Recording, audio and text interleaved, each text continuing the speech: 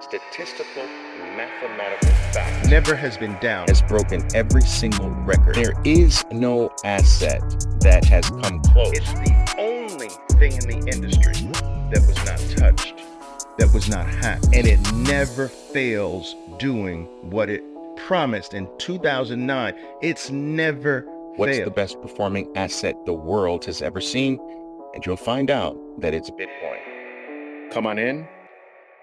Welcome to another Live Spaces with Oliver Velez. Of course, my name is Oliver Velez, and that's right, I am your 13% Bitcoiner. I'm your 13%er. Those of you who have been following me for even a little bit of time, you should know what that means. It is often said that about 13% of all individuals, all people who own Bitcoin are Bitcoin only.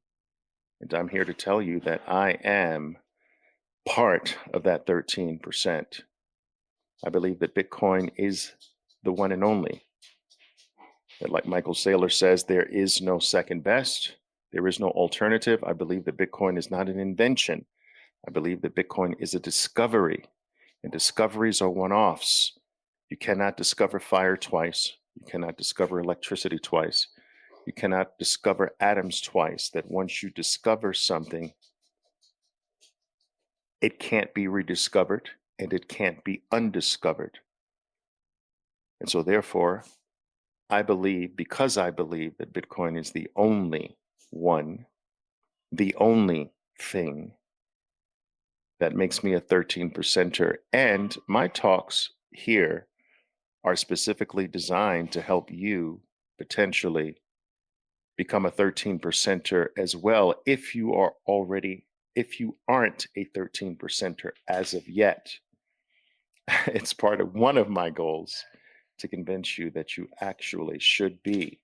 Now, today, guys, before I delve into the subject matter that I'd like to discuss with you today, which I'm sure is going to be a tiny bit controversial, but what I'd like to do is, first of all, remind you that I usually don't pass the mic. I'm not going to say that's going to be the case forever, but I typically do a monologue here. For those of you who are joining for the first time, I just typically do a monologue first, and I take your questions sometimes throughout the monologue, and oftentimes, more often than not, I'll take your questions after. So your request to get the mic passed will be for naught, but I hope that's okay. And if you have anything that you feel that's urgent to get an answer to or to bring up as a topic or point, please do so. Nothing at all is off limits. Even if you feel that what you're going to say or the point that you're going to make can be taken negatively by me or can be hurtful to me in any way, trust me, I'm a big boy. I've been around the block a few times, and I've been doing this for a very long time. You ask to your heart's content. There is nothing off limits here. You can ask anything you want. I can handle it. Okay? All right, good. So the topic that I want to discuss here, and I just want to, I want to bring you up before I start here, just so that I can see you. So I'll do that right now. Just want to see you on my computer here. Give me just a moment. Beautiful. Okay. The topic that I want to discuss is likely to be a tiny bit controversial, but certainly I believe that if there is some controversy that springs from this topic, that I will have quelled the majority of it. I will quell the majority of it by the end of our talk here today. So I made this comment that Bitcoin is not here to make you rich. I'm going to repeat that, guys. Bitcoin has come into our lives and increasingly will spread throughout the world, throughout the human race, throughout all peoples on planet Earth. In my opinion, I believe it's going to spread like a virus. the same way the internet spread like a virus, and the use of electricity spread like a virus, and the use of fire spread like a virus, and the use of the wheels spread like a virus. I believe that it is one of those once in a lifetime discoveries that basically just starts from a single person that discovers it, Satoshi Nakamoto, and spreads throughout the human race like wildfire. And we have glimmerings of this. So we have a growing decentralized use of Bitcoin, a growing and wider distribution of Bitcoin throughout the human race. We have the fastest growing network in the history of mankind. The internet is the second fastest. We have the fastest growing, or the fastest, we have the best performing, the most secure network on planet Earth, and we have the best performing asset the world has ever seen. All of these things are basically pointing to the fact that it is spreading like a virus. Its growth is exponential. Its growth has, the rate at which it is growing on all fronts is never before seen, has never been seen before. And so it literally is just exploding on the scene. Many of us sort of get tied into the day-to-day noise without stepping back to realize that it's literally a straight line up from Bitcoin's birth. And you can't have the best performing asset in the world that has ever existed and not have that mean that there's expansive growth. You can't have the fastest growing network in the world that the world has ever seen, and that not mean that there's expansive and exponential growth. All right. And so, with that being said, my message to you today is that despite all of that, Bitcoin is not here to make you rich. It has not come into our lives to make you rich. Bitcoin's purpose is not to make you rich. Bitcoin's benefits are really not designed to make you rich. Now, I am not saying, traders, Bitcoiners, that it won't make some people rich. I'm not saying that Bitcoin hasn't made some people rich, because that is certainly the case. Bitcoin has made scores of people billionaires, centimillionaires, and millionaires. There is no question about it. Okay? And yes, for full transparency, Bitcoin has made millions for me and billions for others. I believe that Michael Saylor in one day, the other day, made over Michael Saylor's MicroStrategy, I should say, earned a net profit. Well, not earned a net profit, but the value rose net over $700 million in one day. You have to realize, guys, that there's about 50 companies in the world that make $130 billion a year. There's 50 companies in the entire world that make 130 billion or more a year. MicroStrategy made 700 million in a few hours. And that's just a taste of what's to come. So I am not saying, when I say that Bitcoin is not here to make you rich, I'm not saying that it can't. I'm not even saying that it won't. I'm saying that its purpose is not to make you rich. So it may make you rich, but that's not what it's here for. It may have made many others rich, but that is not what it's here for. I actually believe that Bitcoin will continue to make people rich. But what I'm saying is that it's not here to make you rich. And there is a point in the future where potentially Bitcoin's not going to make you rich anymore, because that's not its main purpose. I believe that the rich part of Bitcoin, the wealth building part of Bitcoin, will only go to those who have done the work to understand it early. But if you have not if you're not part of that group, there is a point at which you adopt Bitcoin beyond the point where it's possible to really get rich from it. The rich stage is not forever. The benefit stages of Bitcoin are forever. The benefits that Bitcoin have come into the world to deliver to the human race, in my opinion, those benefits will be forever. And the human race will always be able to tap into those benefits and take full advantage of those benefits. But what I will tell you is that the wealth building part of adopting Bitcoin is not forever. And my message here has always been the window is closing. You don't have a lot of time. Do you understand? The window is closed. Guys, can I have some quiet here? Hello? Hello? Por favor? I'm sorry, guys. All right.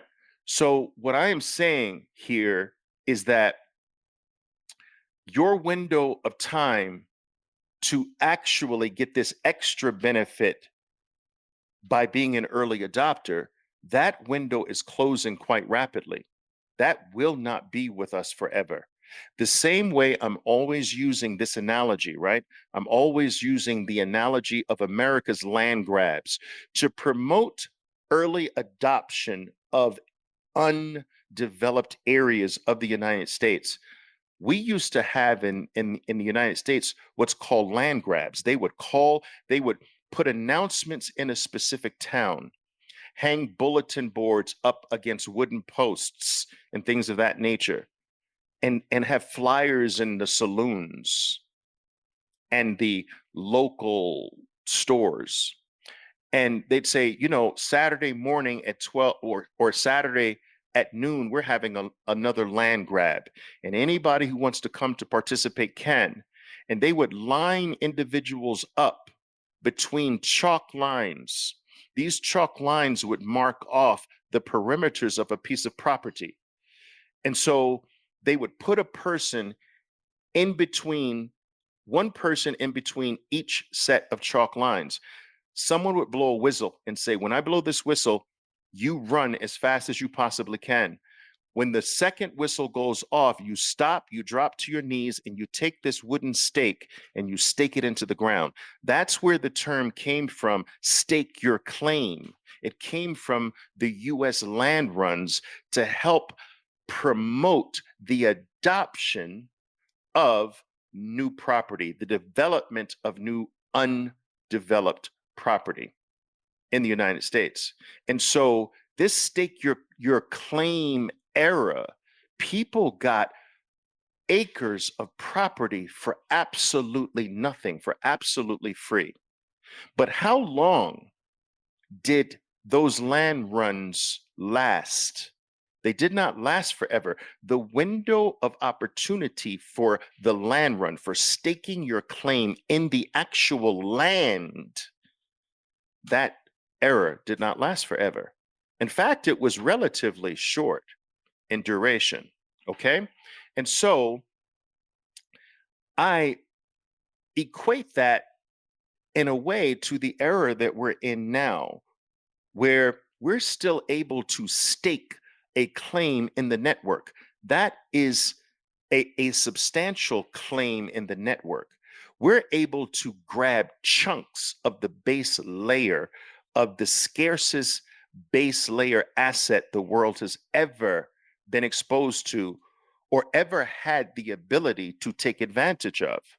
We were never given the advantage we were never given the ability to take advantage of the base layer of knowledge or information called the internet. That's a protocol that spurred trillion-dollar companies. Apple became the new shiny apple that it is today because it changed its business model to tie into the internet. Before that, it was a hardware manufacturer, and that business, one could argue, was actually starting to fail on Apple until their whole business model changed to create a product that tied into a new base layer of value called the internet. And because they changed their whole business by creating an iPhone that lived on the internet, their whole business became different, and they became the most valuable company in the world, worth a little less than $3 trillion today. Now, before the internet, there were no trillion-dollar companies. Google did the same thing. They started their business tied into the base layer of value called the internet. Microsoft changed its business to tie into the internet. So you were either an existing business to tie into the internet, or you started your business on top of the internet, and that's how you became a trillion-dollar company. Facebook, which became Meta, started its business on top of the internet. Apple and Microsoft took existing businesses and tied them into the base layer of value called the internet. The internet spurred trillion-dollar entities that never existed. We never had trillion-dollar entities before the internet, before this new base layer of value came into existence. Now, this new base layer of value, if that is the source of the assets on top of it becoming trillion-dollar assets, then what's the base layer worth? What if we were given the ability to not just own a piece of Apple, not just own a piece of Google, not just own a piece of Amazon, not just own a piece of Microsoft, but to actually own the base layer that gives those trillion-dollar assets life itself? We were not given the ability to own a piece of the internet. We could only do it indirectly by owning a Microsoft, a Google, an Amazon, a Meta, or an Apple. But today, for the first time in the history of human mankind, we can own the base layer that will give life to everybody in the future.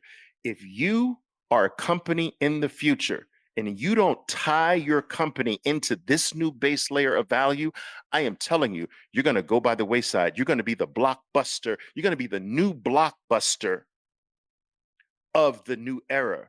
Blockbuster no longer exists because it failed to tie its existing business into the new base layer of value called the internet.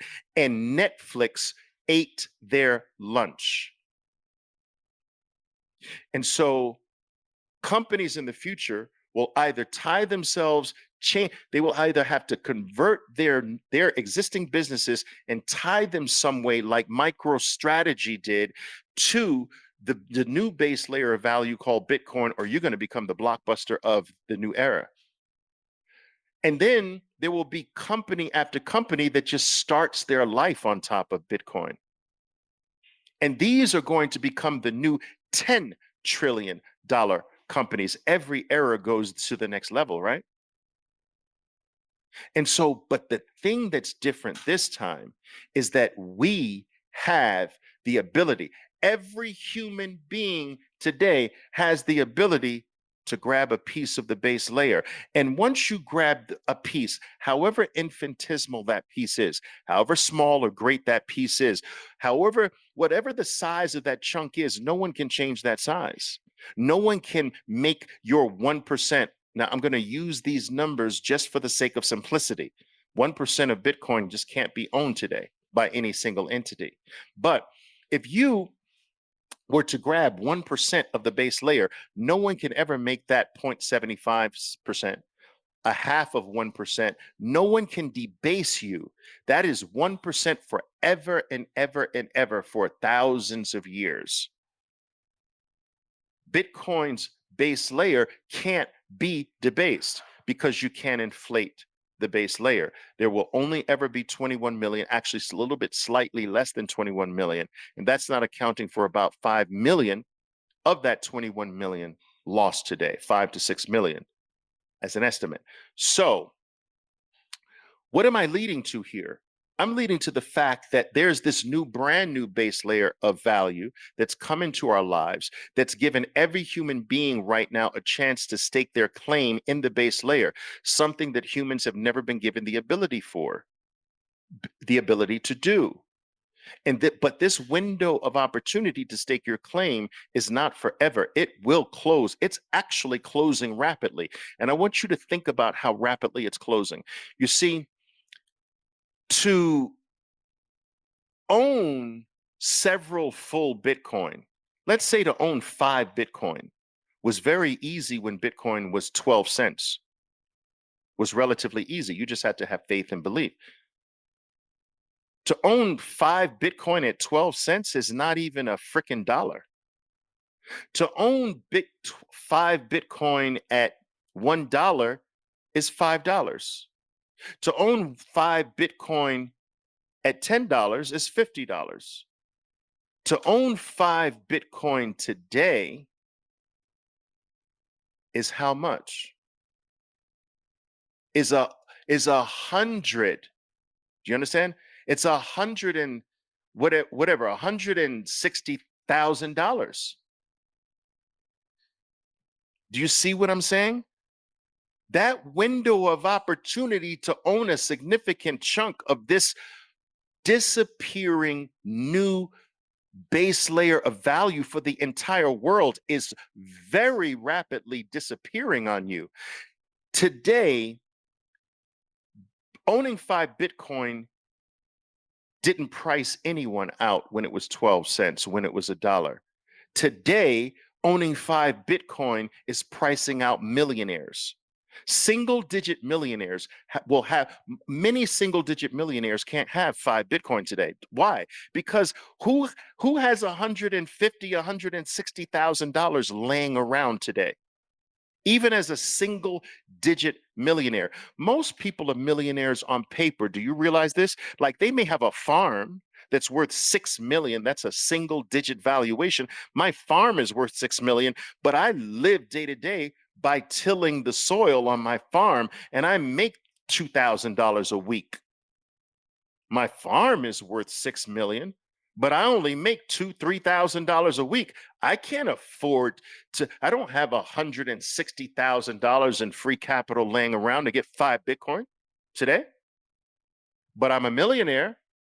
There are people that basically have several apartment buildings that they rent out the apartments in the apartment building. And these apartment buildings collectively might be worth $8 million, but they live off of the rent, the excess rent payments after paying all expenses, repairs, mortgage, insurance, taxes, wear and tear.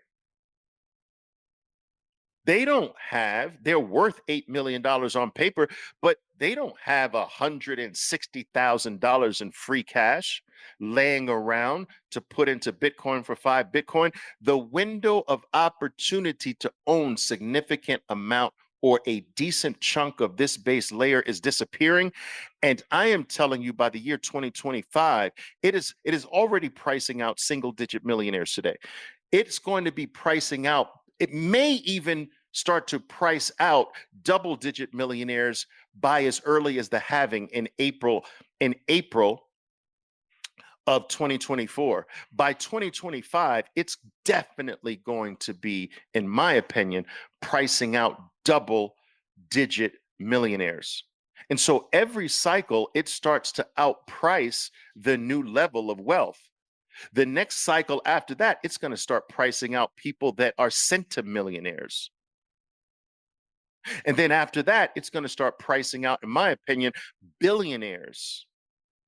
It's already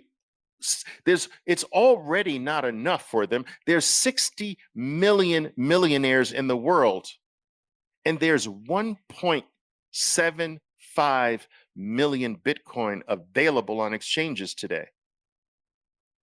First of all, if we took the full supply, 21 million, and say, well, listen, there's 60 million millionaires in the world today, and there's only 21 million.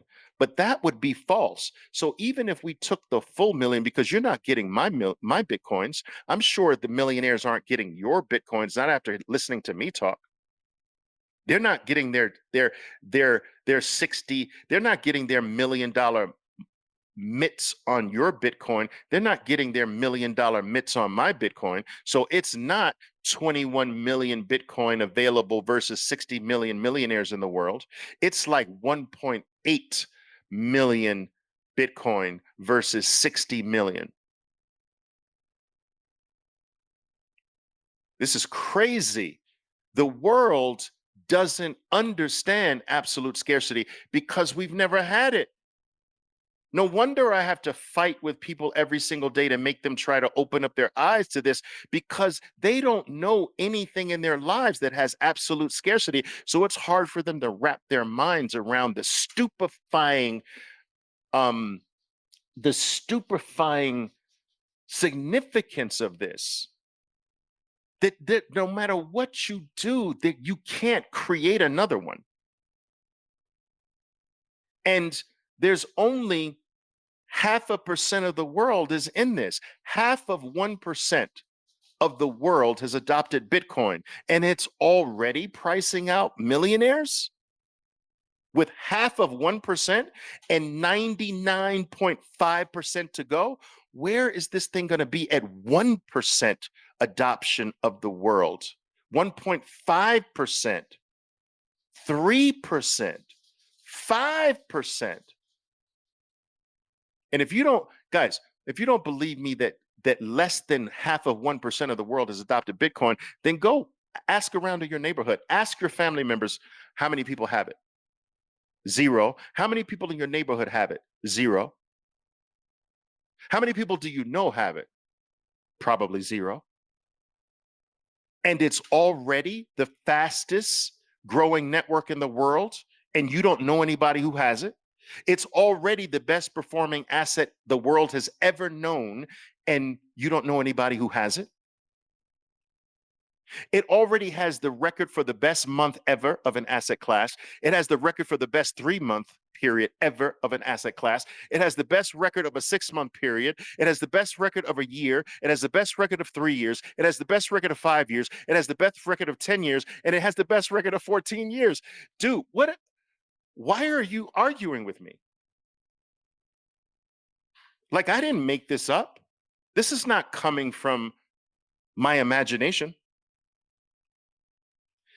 We've got an asset that's outperforming everything the world has ever known, with only less than 1% of the world adopting it. You don't know anyone who has it or believes you in its value. And it's already achieved that with that.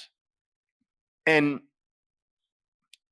it's the fastest growing network in the world. The internet grew, which is second place. Internet grew at about 65% annually. Bitcoin's growing at close to 100%, 113% annually, a growth in terms of adoption. That's crazy. And the network effects, which exist in every single network that has ever come into existence, the network effect is off the charts with Bitcoin. So there's network effects, like the Facebook has network effects. So basically, I believe that Facebook's network effects were something like 6 to 1. The multiplier was 6 to 1. So every person added to Facebook or Meta in the beginning would almost guarantee would grow the network by 6 people. So it was a 1-to-6 ratio, right? And they knew these numbers. They were smart enough to know these numbers, that if we can get 1 person, that means 6 people. And the 6 people, the 5 additional people are 6 times 5. So the network effects just exploded. But Bitcoin's network effects are like 1 to 118, according to Bank of America's research. That for every $1 in the network, $118 of value gets added to the network. 1 to 118. And I believe that I want to get his name correctly, because I think you should follow this individual here. Rip Van Winkle. All right. He copied me on a very fascinating post, which I copied to my chain. Rip Van Winkle, Daniel, based on the work that he's done on this last move up, it's more like the network effects are $1 to every $198 or something like that. That's crazy. So Bitcoin blows everything as a base layer of value. It blows every other base layer of value that we've ever known out of the water on all metrics. It blows every other asset class out of the water on all metrics. And guys, the world does not get a new asset class very frequently. We should be dropping down to our knees and literally worshiping the God that we worship, we should be thanking the God that we worship. Whichever one you want, whichever one you have,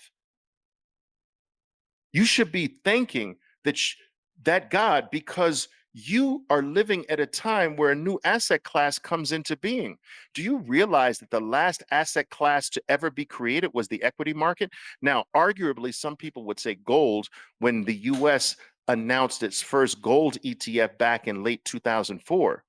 But that asset class already existed for thousands of years. So, in a way, that's not even true. The new creation, the creation of something new as an asset class, the last one was the stock market. That's like 200 years ago. And the one before that was the bond market. That's almost 600 years ago. You understand? Asset classes don't come up in our lives very frequently, and we're living at a time where an asset class comes up in our lives. Another thing, we as human beings don't experience frequently brand new life-changing discoveries. The last one was what? Electricity? It's Bitcoin now, but it was electricity. What was it? It's crazy. What was the one before that? Double entry accounting and, you know, the number zero. All of these things are discoveries. They weren't created. The concept of the wheel was not created. It's a mathematical formula that was just basically discovered. All right, the number zero wasn't created. It was discovered and changed the human race. The discovery of the number zero changed the human race. The discovery of the mathematical formula to create a perfect circle, a wheel, changed the human race. The discovery of fire changed the human race, extended the race's life, allowed us to unlock more resources out of our food. You know that cooked food delivers more energy to the human race, extended their lifespan. To mention one thing that the discovery of fire allowed the human race to do. We are still finding ways to use the number zero. We're still innovating on the number zero. We're still using the wheel in newer ways. We are still using fire, which was what, 2 million years ago? 2 million, and we're still finding ways to use fire? Electricity? The world is still adopting electricity. There's millions of people that have no electricity. And it's still growing. And people, and you, valedictorians, are saying that Bitcoin's finished after 14 years, and 2 million years later, fire is still growing? This is insane. Like, it's so low IQ. Fire's 2 million years old, and you're saying that Bitcoin's 14 years old. We've missed it. Silver's 9,000 years old. Bitcoin's 14 years old. We missed it. Gold's 6,000 years old. Bitcoin's 14 years old. We missed it. Fire is 2 million years old. Electricity was discovered in 600 AD, and it's still being adopted today. But wait, 14 years into Bitcoin, we're late. Apple's been going up for 48 years. Bitcoin 14 years is late. Microsoft's been going up for 45 years. Bitcoin 14 years, we're late. Amazon's been going up for 27 years. We're late at 14 years with Bitcoin, though. Google's been going up for 25 years, but we're late with Bitcoin for 14 years. None of this stuff makes sense from the valedictorians here.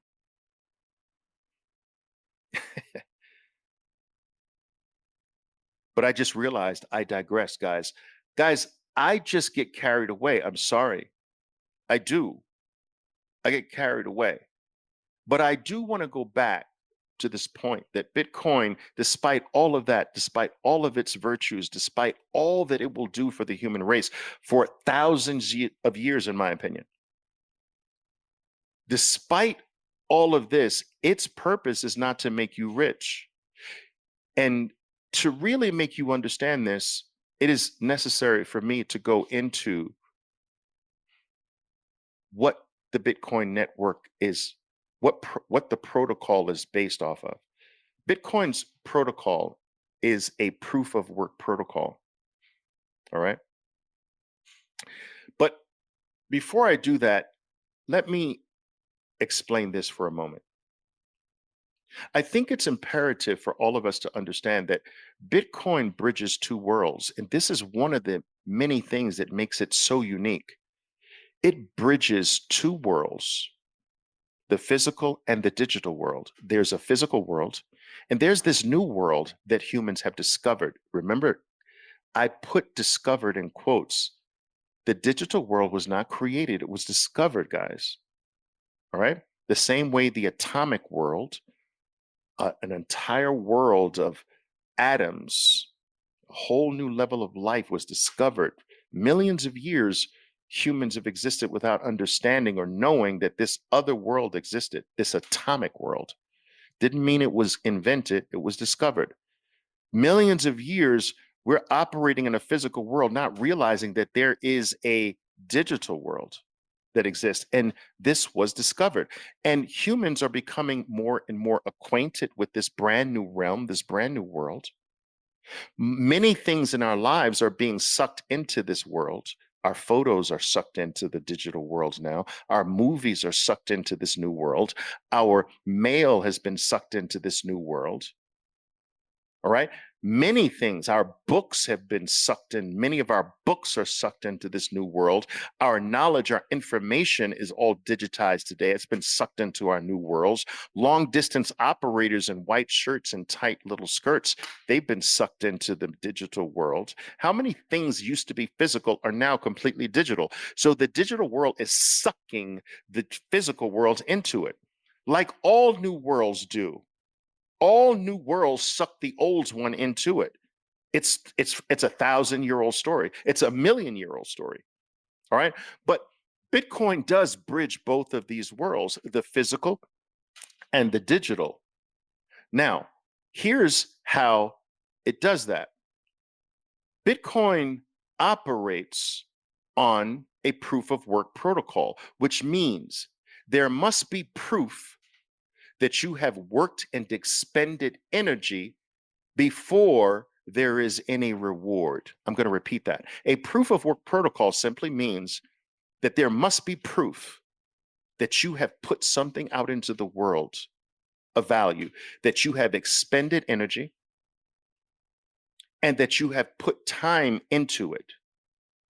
And only then is it possible to get the representation of that value in the form of Bitcoin. You can't get rich or you can't get a reward unless you have first given. Bitcoin is based on the laws of the universe. Give first, and then you'll receive. It's not receive first.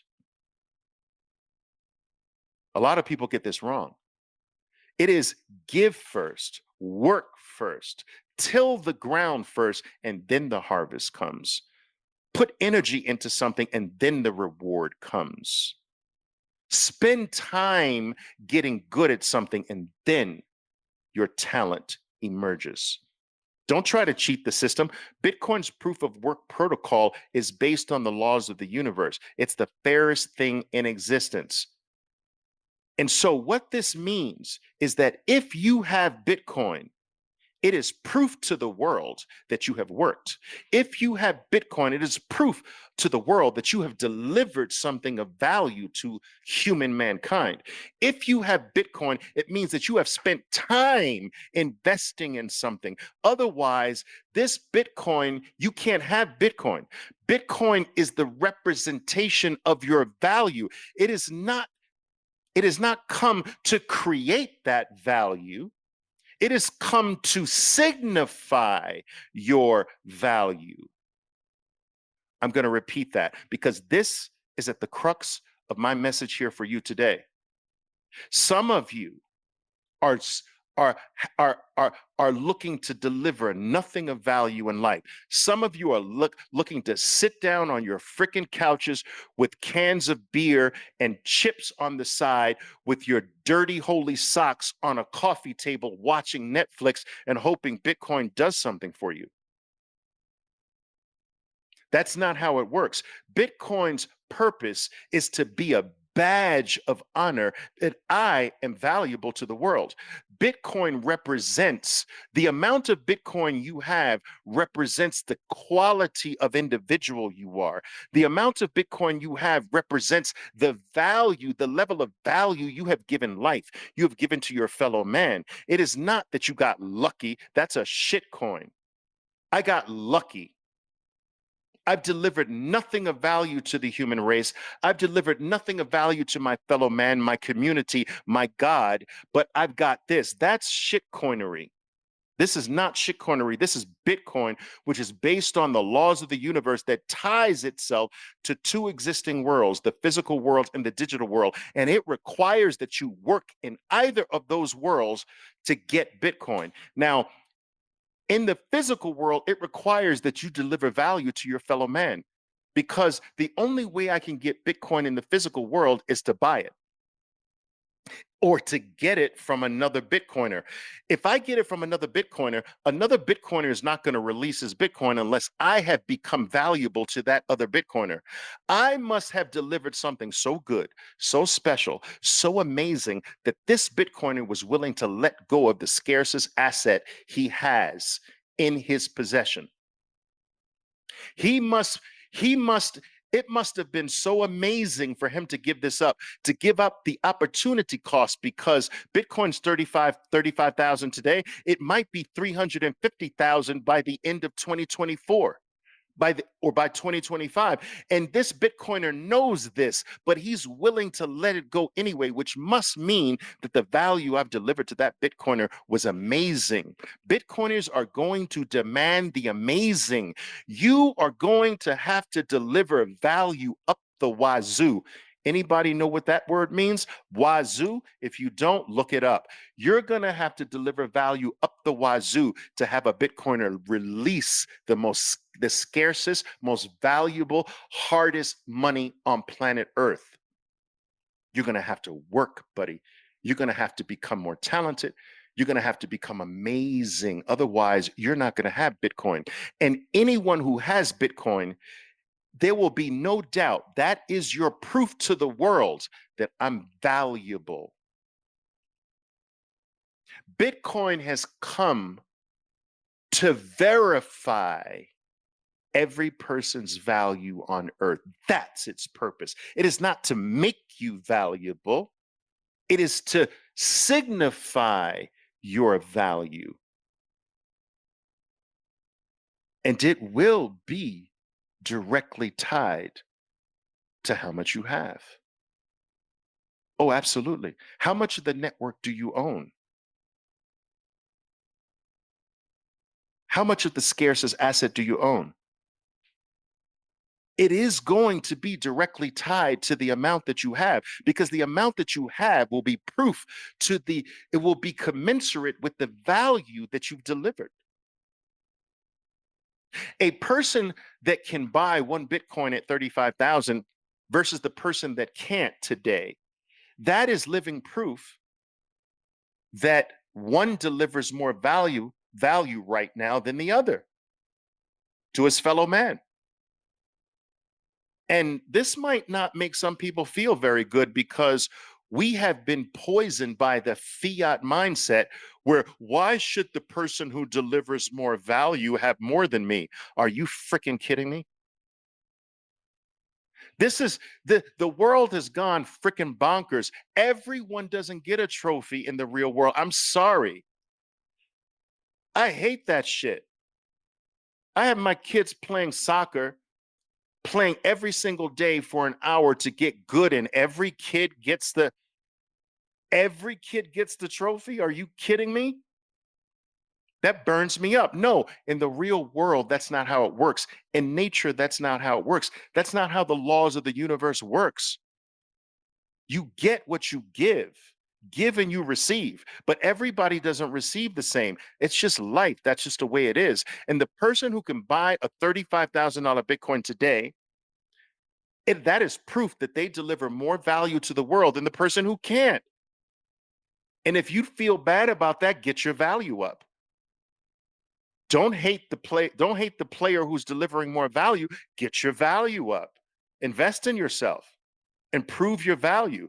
Raise your level of talent, raise your skill, raise your information, raise the knowledge you have, and give that to a Bitcoiner. Give that to someone. That's how you change that. But there are people who are looking at Bitcoin like it's a shit coin, like it's a casino. I'm going to roll the dice and bet on red 13. Bitcoin's purpose is to serve as a badge of your value. It is to be proof that you have worked for the world, that you have worked for your fellow man.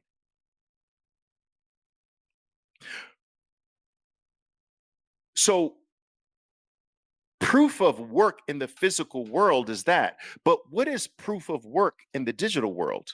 It is what is commonly referred to as mining. Now, I don't really like that word. And the word actually came into existence in the early days of Bitcoin because everyone was associating Bitcoin with gold. And I see the similarities, but Bitcoin is a zillion times bigger and more important than gold. Okay, one small little sliver, a corner of it is like gold, but damn, like there's just no comparison. It's like one thing is in a different galaxy. Bitcoin's in a completely different galaxy than gold. But I get the similarities, and the term mining in the digital world or working in the digital world got slapped with this title called mining, which I don't like. But it's work. So the work you have to do, you have to either do work in the physical world to get the badge of honor, or you have to do work in the digital world to get the badge of honor. The work in the digital world is simply computational. Remember, there's the physical version of something and always the digital equivalent. There's the Blockbuster and there's the Netflix, right? So the Blockbuster form of work is the physical world. In this physical world, deliver value to another human being. Become valuable to other human beings and you won't lack. That's work in the physical world. Work in its digital equivalent is computational. Work is digital computation. So that's the mirror image of the analog form of work. It's computer work. And computations are the work that uses energy. You need energy for this computational work that you do. You need time. Can't happen in an instant. It's not a freaking lottery ticket. Even though people have associated the block reward like a lottery, that's wrong too, in my opinion. You apply work over a certain period of time and a lot of it. OMG. So there's this computational work that has been erroneously labeled mining, in my opinion, because of its association with its similarities with gold. But it's just work. And so in the digital world, if you get the block reward, if you get Bitcoin, it is proof to everybody. Dude must have spent a lot of energy to get that. Dude must have had computers that were like computationing like crazy. Computing like crazy. That's some serious work there. To beat everybody out, to be better than everybody, to put in more work than everybody, to put in that work more efficiently than everybody. Dude must be the Michael Jordan of miners right there. And so you have these two forms of work, and the Bitcoin comes after the work. It doesn't come before the work. Well, Oliver, I'm going to do good things for the world once Bitcoin makes me rich. Wrong, wrong, wrong, wrong. You deliver value to get Bitcoin, which represents that value, represents the life that you gave, represents the energy you expended, represents the time you put in. Now,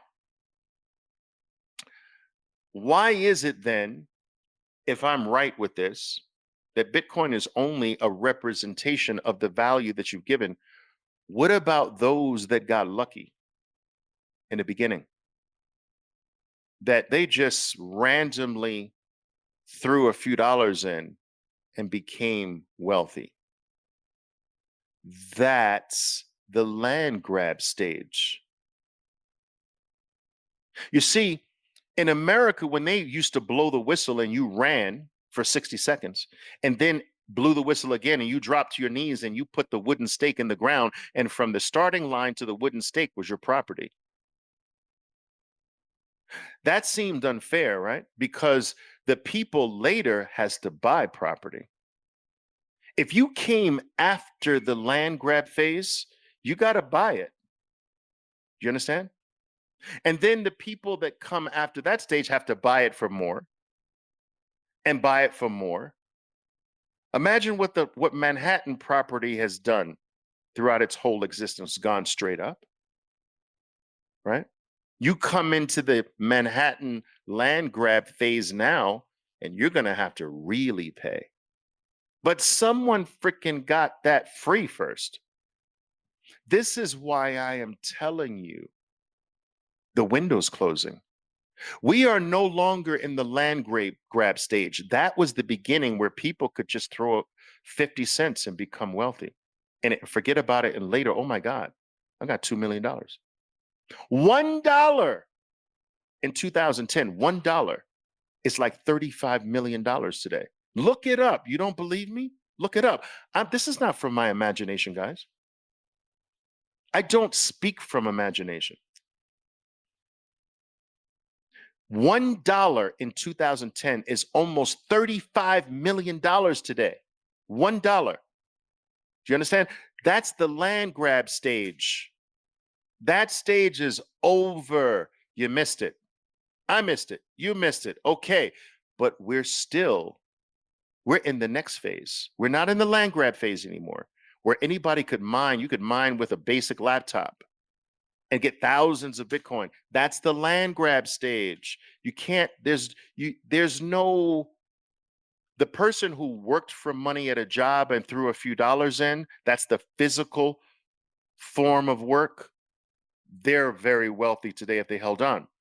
The ones that did the work in the digital world, fired up a laptop and kept the Bitcoin core software running and got thousands of Bitcoin. If they held on to it, they're wealthy. That's the land grab phase. Flip open a laptop, earn thousands.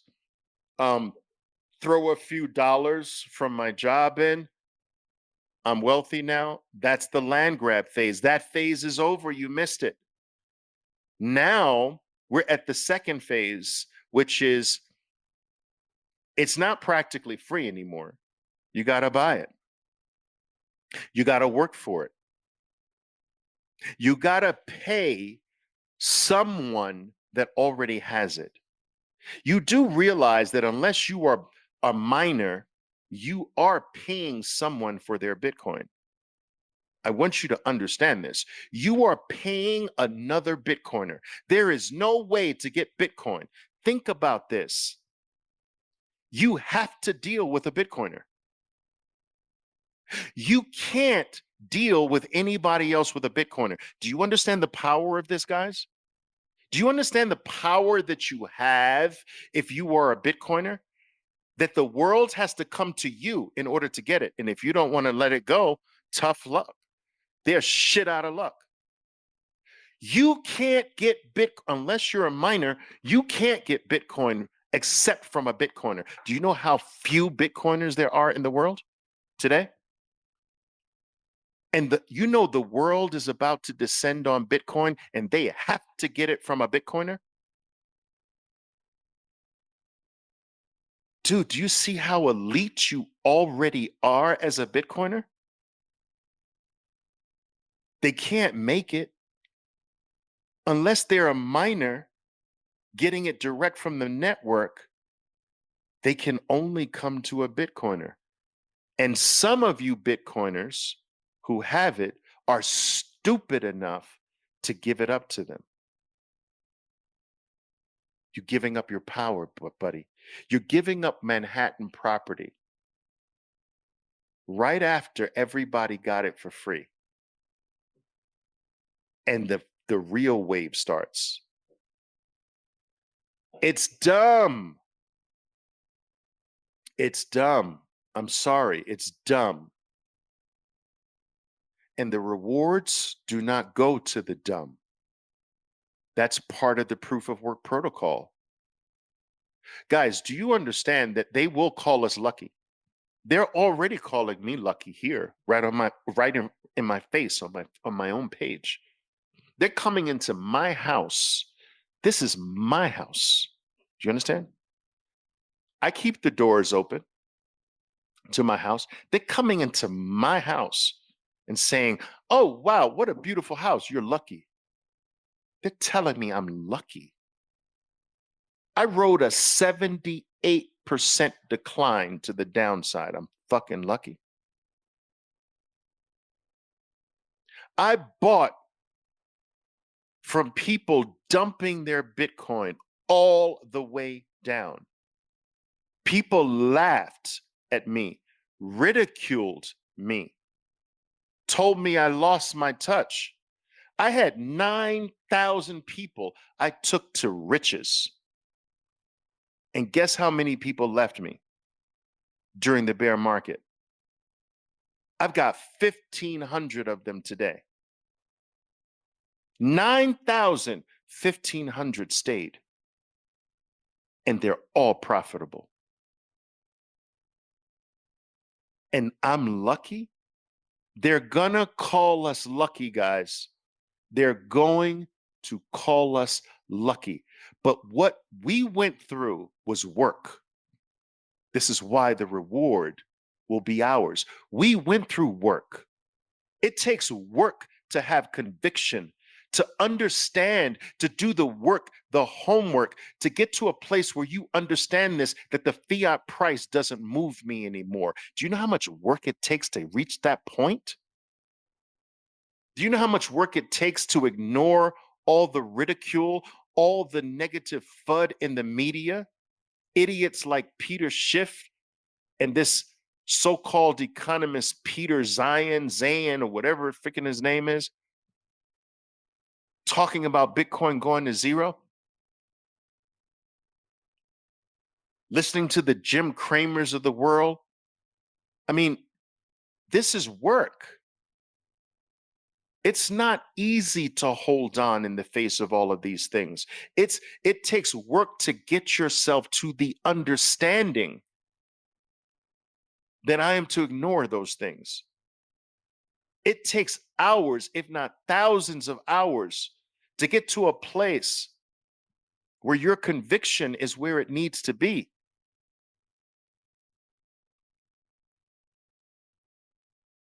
But they will call this luck. Bitcoin is the opposite of proof of stake. Bitcoin is proof of work. It is tied into the physical and digital worlds. It is based on the laws of the universe. It is based on the laws of God. You give, then you receive. You work, and then the reward is yours. This is fair. This is true. This is real. On the other hand of that, you have this bullshit called proof of stake. This depends on the miners and others to get a reward based on the coins that they stake, whether they work for them or not. There's no work there. The staker just wants to receive at the expense of others for just sitting on his ass. That's what a staker wants. I want to sit on my ass and receive from you. I don't care if my receiving by sitting on my ass is depleting you. I don't care about you. That's proof of stake. Because the reward I get for having a bigger stake than you is that you get debased. I get a reward at your expense while I sit on my ass. That's proof of stake. That my reward is the debasement of everybody under me.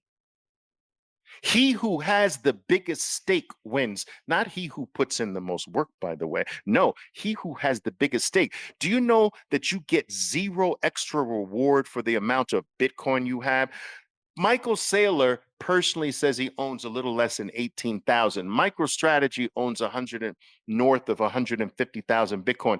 Do you know that Michael Saylor and MicroStrategy, they have not 1 ounce of influence or say or power over the person who has 1 Satoshi that's worth today 0.00035 of a penny? Proof of work is the real thing. Proof of work is fair. Proof of stake is bullshit. We've had enough of proof of stake. I'm tired of proof of stake. The whole point is to escape proof of stake. And you bozos are buying into this? You bozos are hailing it? The very same slave system that has kept us down for generation after generation, you're hailing it with your .eth names? Are you freaking kidding me? You're that dumb. Proof of stake depends on the coins that you are staking, the level or the amount of coins you are staking. So the bigger your stake, the more power you have. The bigger your stake, the more you receive at the expense of others. You debase your other brothers and sisters in a proof of stake system. And guess what? These criminals, that's what I'm going to call them, because they're not honest. These fraudsters, these scammers, they create their own stake out of thin air and then make you work for it. They create their own stake, and get this, after they create their own stake, they set the price. Bitcoin started from zero. Nobody set the price except the market. They set the price on their own stake. Think about how freaking unfair that is. I create the stake out of thin air. I didn't have to work for it. I'm going to create this shit. I'm going to set the price that you have to work for. The price that I set is going to instantly make me the biggest stake owner. I'm going to give myself the biggest stake, and I'm going to set the value of the stake by starting the network at this price. Now go work for me. You guys don't see this? Go work for my stake. Go. I will pay for positive article after positive article. Just go. I will go to events and claim I'm a genius for ripping you off. You will hail me as the head of this staking scheme. You will salute me no matter how dorky or weak or incapable of being a real significant person in life really is. No matter what I display to you, you're going to like it. You're going to love it, because I'm going to douse you with positive article after positive article. I'm going to be the opposite of FUD. I'm going to spend millions of dollars to make sure that you look at me this way so that you continue to buy my bullshit that I created out of thin air and that I set the price on. And you will never be able to gain more power than me because I started myself off with 70% of the stake. So how will you ever become more powerful than me? I gave myself 70% of the stake from day one that I created. And now I'm convincing you to buy the other 30%. And not only that, because my 70% is the biggest stake, your 30% that you're buying is going to become less than 30%, because my 70% staked earns from your 30%. So I debase you. Now, anyone who's out there claiming that proof of stake is the way to go over proof of work, they're either too dumb to even entertain them, just nix them, next, or they're being intellectually dishonest, they're being a scammer. These people who create these proof of stake protocols, they know they're scammers. They're being intellectually dishonest. They know. You know who I'm talking about. He who has the biggest stake earns the most and has the most control over me. And I'm going to hail that.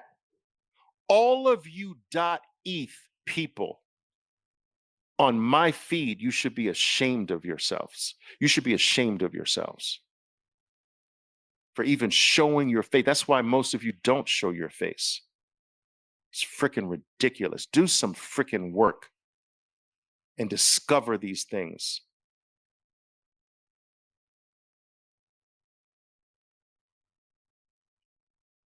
All right, guys. I just wanted to come at you today and talk to you about the fact that Bitcoin's proof of work protocol is just that. It is proof that you have put in work. It is proof that you have either had more vision than most, the earlier ones. Today, it is proof that you must have delivered value to someone, some other human being, to be able to get Bitcoin from another Bitcoiner. That is crazy. You must have delivered something. You must have put in some serious work of value. But let me tell you this. Let me tell you this. Traders, Bitcoiners, followers, haters, all of you, let me tell you this. Every single day of your life, every week, every month, every year, the Bitcoiners are getting smarter. They're becoming more knowledgeable, more informed. And because of that growing awareness, that growing and becoming more informative, becoming more intelligent, understanding more about what this really is, the more that happens, the more they won't let their Bitcoin go to you. If you are on the outside, your window of opportunity to get Bitcoin from another Bitcoiner, because that's the only way you're going to get it. The only people who have it, unless you're a miner, the only people who have it are Bitcoiners. To get Bitcoin from another Bitcoiner is going to increasingly become increasingly more difficult by the hour, by the day, by the week, by the month. And I am going to shout at the rooftops, from the rooftops, which are going to actually speed up.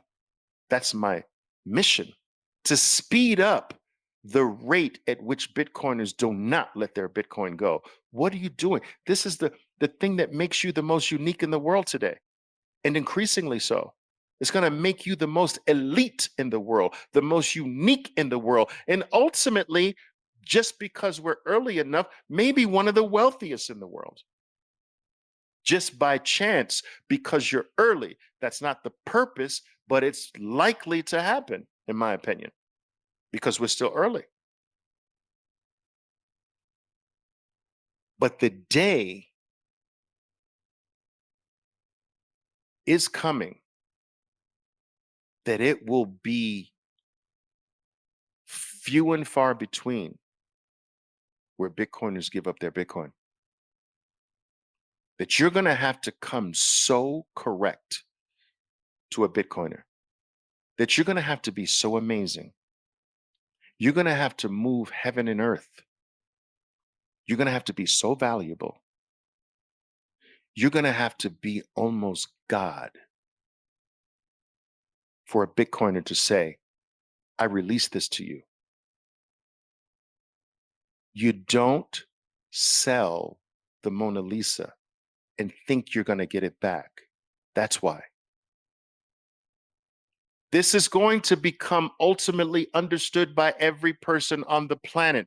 If I sell this, I will never give it back. So if I let it go, I know it's never coming back to me, ever. So I better be careful about what I give it up for. And I am telling you that that attitude is changing on you by the hour. Bitcoiners are waking up. That is why the HODL rates on all levels are nearly at all-time highs or are at all-time new highs. Fewer and fewer people are selling their Bitcoin. Fewer and fewer people are letting go. Oh, yes, I know when we go to new highs, more will let it go because they're not informed. I get it. But what I'm saying is that fewer and fewer will do this. And so you had better start becoming more valuable as a human being. You had better become more of something because it will be the only way. The only way you're going to get Bitcoin is to deliver value. And your Bitcoin will be a badge of honor that represents the level of your value as a human being. And no one will ever be able to doubt it. We're moving to a world of certainty thanks to Bitcoin, where everyone's going to know your value. Everyone. And it will be unquestioned value. It will be irrefutable value because Bitcoin's irrefutable.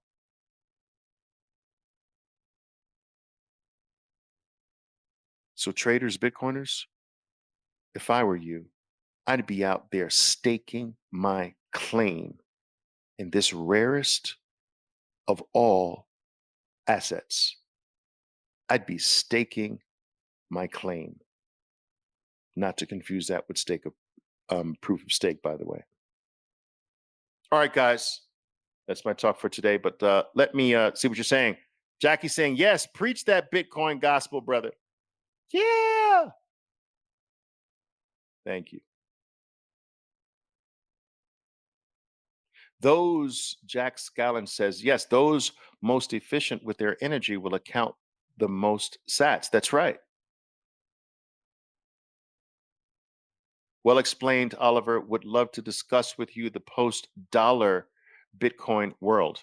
I often get comments regarding this. Oliver, what happens when the dollar collapses? Oliver, what and I like those questions actually, but I am not one of these Bitcoiners who believes that the dollar is going to collapse like anytime soon. All fiat currencies collapse. All of them hyperinflate. This is just proof because we've got a 100% track record. It's 100%.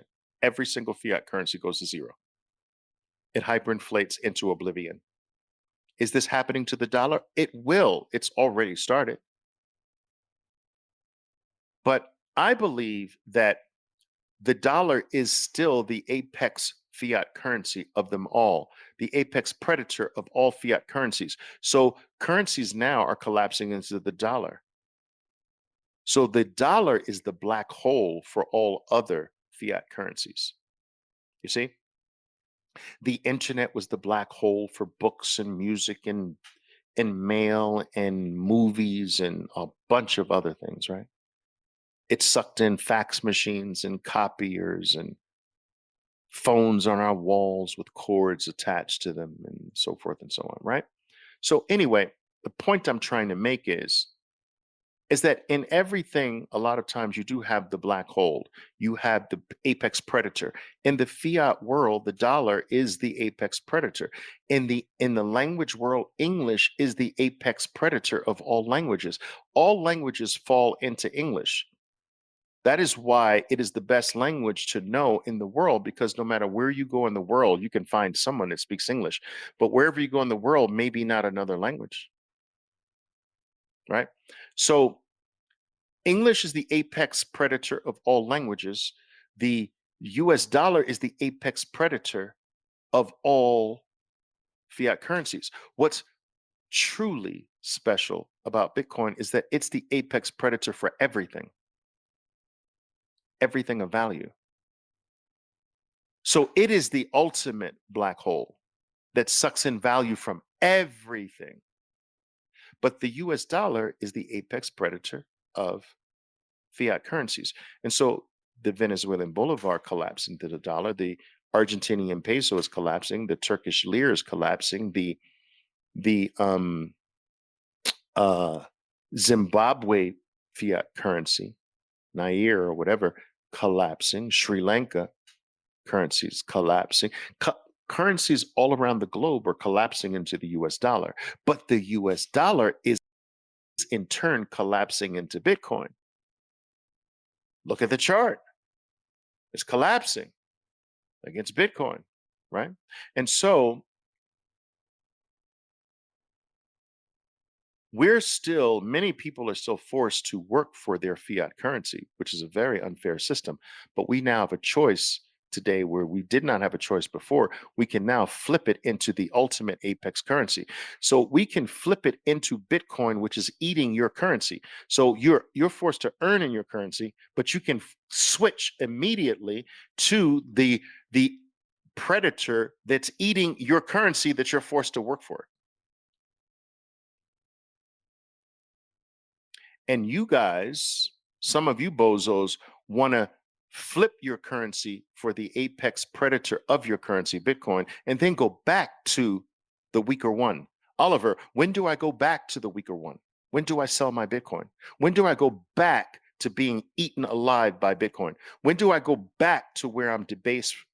When do I go back to the world of coercion where I have no choice? I have to work for this bullshit. That's how you bozo sound to me when you ask me when should we sell. If you were to put a gun to my head, Jake, and ask me when might the dollar start to experience hyper, 2050? But that's just a guess, right? We as humans have not been given by providence the ability to read too far into the future. We have been given dominion over the now. And by virtue of our ability to master now, this means that we should really spend the majority of our time looking about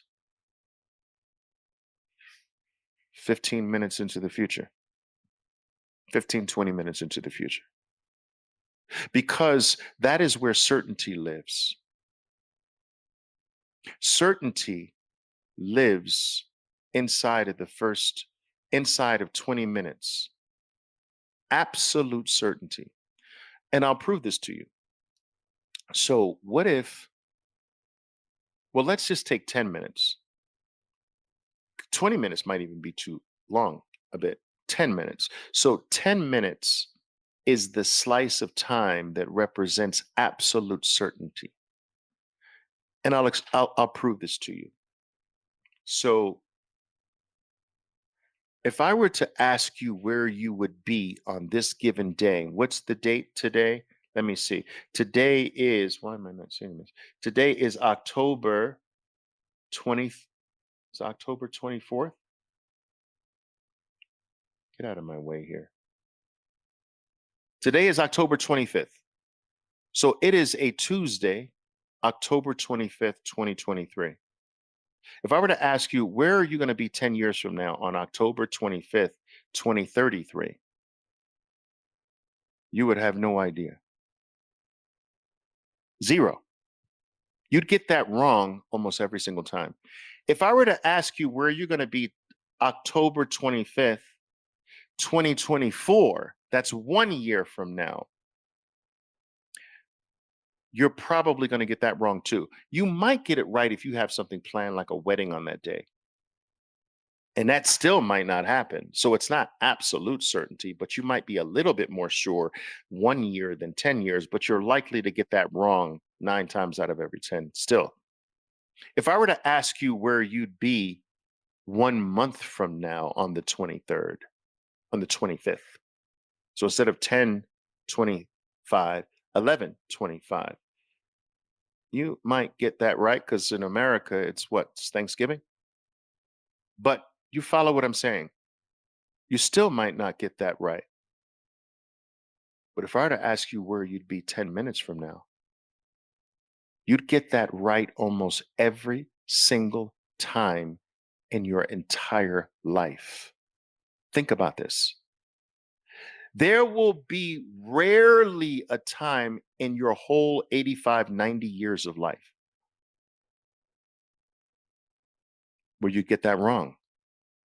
Absolute certainty is in the now. And I call 10 minutes from now to now, this second to 10 minutes out, that's the now. That's the relative now. Bitcoin operates in the relative now. It produces a new block to start from zero again every 10 minutes on average. It knows where absolute certainty lives. It lives inside of 10 minutes, more or less. And if you want to live a life of certainty, then that's not very difficult to do.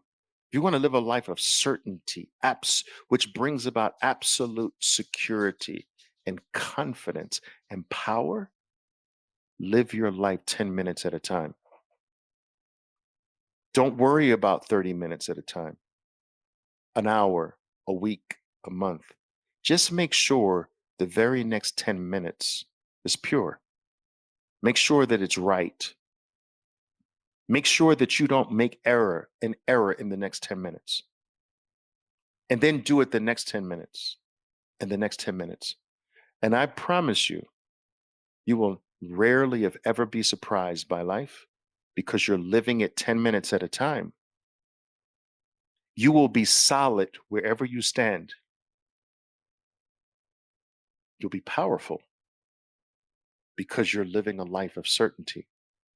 You will experience less fear than most people on the planet if you slice life in 10-minute pieces. Learn this from Bitcoin. It is yet another invaluable lesson from Bitcoin. All right, what else do we have here? Buy Bitcoin and beef. Hi, mate. Any chance you can DM me? I can't message without being verified. Yes, okay, I can DM you. I'll do that in just a bit. To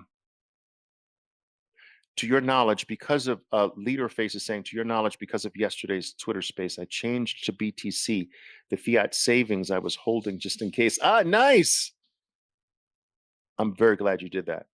Remember, certainty, Leader Face, is now inside of 10 minutes.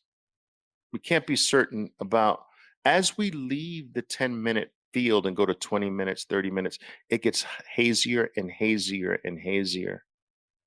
But if I look around me in the room that I am certain of what's here I'm certain of where I am. I'm not certain of what's going on into the next city beside me, beside my city, because I can't see there, but I can see here. I can't see into the next building next to me, but I can see here. And people just don't stand still and live where they are in the moment, in the 10-minute period where they're secure, they're safe, and they know everything. You are all powerful inside of 10 minutes. You are not all powerful once you leave your domain. We have not been given dominion over the future, so why fricking worry about it? And that's what all of you are doing. That's what Leaderface was doing. Leaderface was saying, well, what about a week from now or a month from now and it's lower?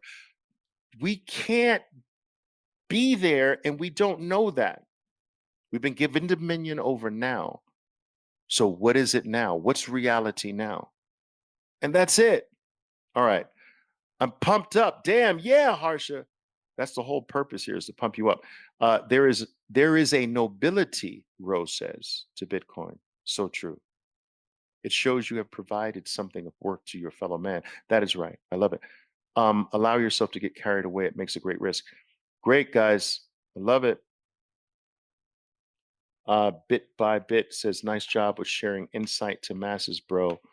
Showing your seed work, expelling life energy, reaping what you sow. That's right. Rewarding as fruits of your labor, sharing truth as bits. Basically, it's that simple. It is.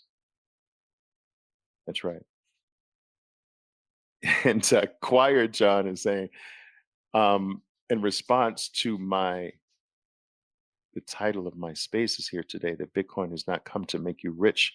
He says, but it's going to. And I agree. I do agree with that.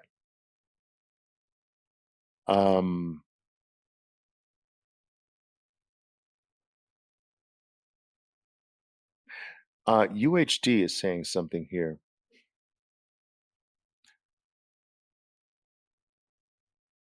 that I'd like to address here, maybe. UHD reviews. Someone who used the fiat system. So I think this is critical of what I'm saying here, which I like to take these. Someone who used the fiat system to accrue wealth such that they had the time and financial space to research Bitcoin years before. It's this price being out of reach, being boiled down to a display of proof of work is hypocrisy. I prefer humble Bitcoiners. Okay, so what I think UHD is saying is that I'm being hypocritical in a way, because what I'm saying is proof of work is manipulation of the fiat system. And so by manipulating the fiat system to get Bitcoin makes it unfair, because that is not what proof of work is. I disagree with this. You see, the fiat system is what we are compelled to operate in. This is not a choice of mine, UHG, nor is it a choice of yours. And to work for a coin called the US dollar that I was born into, that is not my choice. That's the whole point of Bitcoin, is to bring about to human beings today the very first choice that they've had in generations. We have not been given a choice. The people born in Sri Lanka must work for that fiat currency. The people born in Venezuela must work. They're forced and coerced to work for that coin called the Bolivar. The people born in Argentina are coerced and taught to work for the Argentinian peso. They have been given no choice. Bitcoin has come to give us this choice, and to tell me that I am hypocritical for saying that I'm going to take what I'm forced to work for, and I'm going to now take the only choice that human beings have ever had to free myself from that I am hypocritical. That's what you call hypocrisy? I deliver value to people every single day of my life. Because of that value, I receive something corrupt. And to tell me I'm hypocritical for taking the corrupt thing and converting it to the true thing, the freedom, that I'm a slave for working for another man's coin. I deliver value to other people to receive this corrupt coin. And I now take advantage of the choice that every human being has. And to exchange that for truth, for honor, to leave slavery for freedom. And I'm being hypocritical? Dude, what kind of logic is that? What planet do you live on, dude? I've always told you that I pride myself on having a fairly wide range. I can go up and down the IQ scale pretty widely, but there is a limit. There's a limit to how low I can go. This has come from the depths of stupidity that I'm just unwilling to go to. I can't. I'm incapable of going there. That is freaking ridiculous. You are ridiculous, sir. Can we change? Can we change his profile here? UHD reviews. We have to put the word ridiculous in his profile or something like that in some way. Got to find a way. It's ridiculous. All right, guys, listen. I will, let's see here.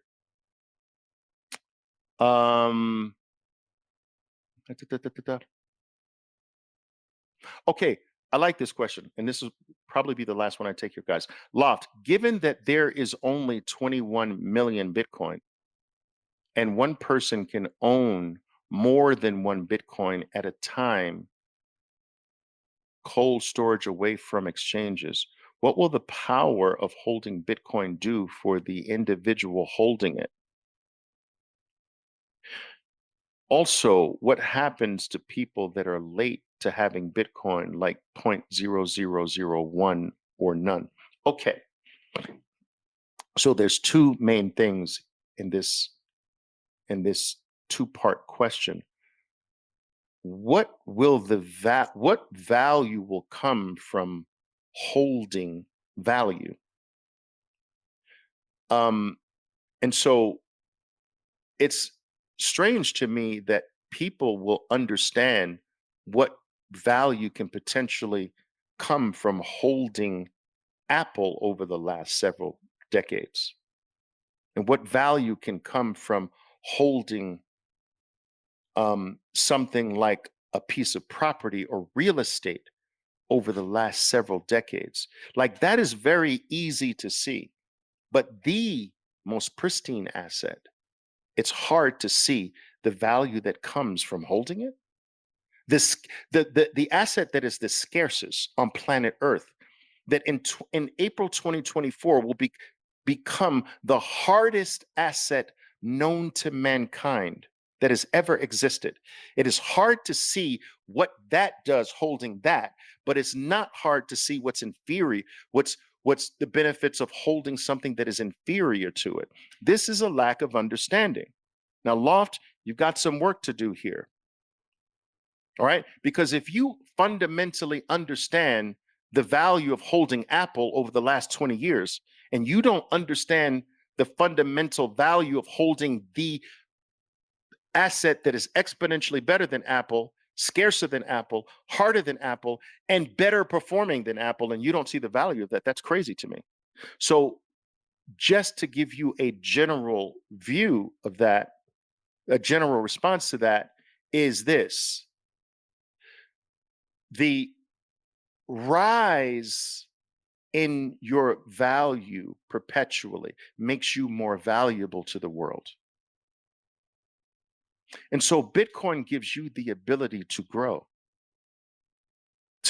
in terms of your freedom, to grow in terms of your power, to grow in terms of your ability to grow in terms of your value.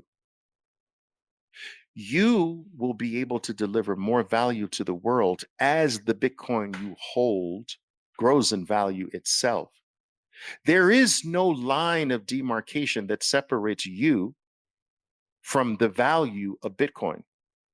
Bitcoin is, this is the whole crux of my talk here. It is the badge that represents your value. Bitcoin is your value. Bitcoin is your words. People ask me all the time, well, Oliver, where's the Bitcoin? It's your word. They say, well, Oliver, what do you mean it's my words? It's your word. Have you ever heard this saying, my bond is my word is my bond? That's like saying my worth is my worth. The bond is something of value. My word is my worth bond. My word is with me at all times. My word is like gold, now Bitcoin. My word is Bitcoin. My word is valuable. That is what Bitcoin is, 12 words, 12 to 24 words. That's what it is. It is not separate from you. It is not something that sits in some other location. You are your Bitcoin. Your Bitcoin is the representation of who you are and the value that you are. That's the whole basis of this talk. And as the value of Bitcoin rises, that is no different from saying that is the value of you rising. You are your word. You are your value. You are your Bitcoin. And so when you look at that, that question drops away. If you accept that, that question drops away. Well, how can if I become more valuable, how can that be valuable to me? That question now becomes non-existent, right? You are your value. Bitcoin is freedom because the more value it is, the more valuable you are, which means that the freer you are.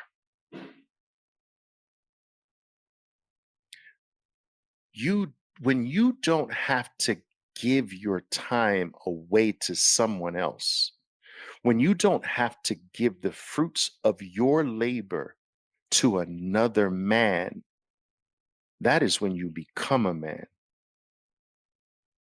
That is when you become, and when I say man, I'm not talking from the sex point of view. I am talking from the gender point of view. I am talking from the human mankind point of view. When you give away your time, when you give away all the benefits that accrue from the work that you do to another man, you have not become a man yet. And it's okay. Most of the world is there. But the ultimate goal is to be free from having to work for another man, from having to give your time and the fruits of the labor from that time to another man. Do you understand this? I don't want to offend anybody, but the word individual, most people have never really dissected what the word really means at its root to be an individual. It is to be indivisible, to be whole, to be holy. The word holy is derived from the word whole, unfragmented, not in pieces or parts, to be complete. The number 33 represents completeness in numerology. But the point I'm trying to make here is that you become totally an individual, undivided, when you are not over here giving your time to someone else over here, also giving your time to your family here, giving your time to this other man over here, giving up the fruits of your labor over here, and everything is in one whole. Bitcoin will get us there. Bitcoin makes you free by raising the value of yourself so high. But at some point, your time is yours, that you don't have to give it away to another human being to survive. That is the ultimate tip of Maslow's hierarchy of needs, is it not? The father of modern psychology. Is that what they call him? Abraham Maslow. Am I the only one who learned this in school? Am I the only one? I guess so. But anyway, at the tip of Abraham Maslow's hierarchy of needs, at the pinnacle, is self-actualization. That is another word for being an indivisible individual, to being whole, holy, where you don't act because you have to. You are self-actualized, that the motivation to do something comes from yourself. It doesn't come from your boss. It doesn't come from an outside agent. It comes from your inner soul. And Bitcoin is going to deliver this to everyone. It is going to raise everyone's value to the level at some point in the future where your time is your own and you do things from your own volition, and it doesn't come from an outside agent. It's being self-actualized, not actualized by something outside of yourself. Study it. Abraham Maslow. The second part of the question is, what will the power of holding Bitcoin do for an individual holding it? We got that. Also, what happens to people that are late to having Bitcoin, like one Satoshi? Well, let's put it this way.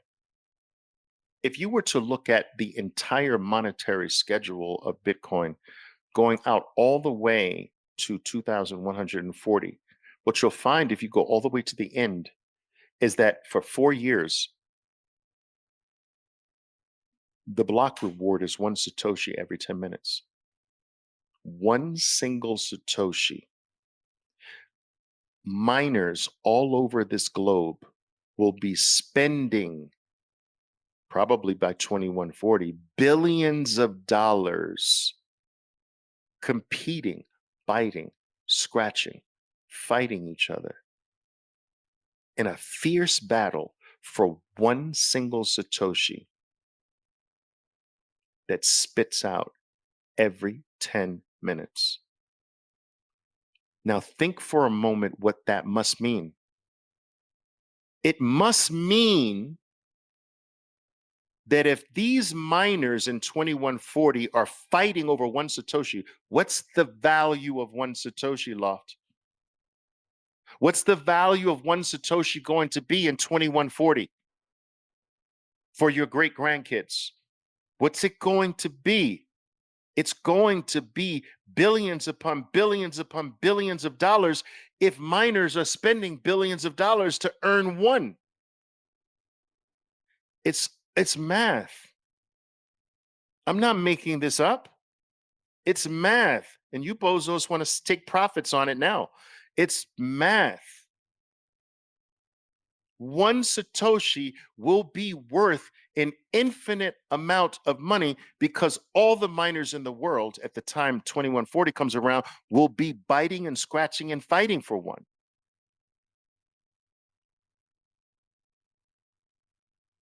So there you go. There you have it. Now that should put how early we are in this thing into full perspective, shouldn't it?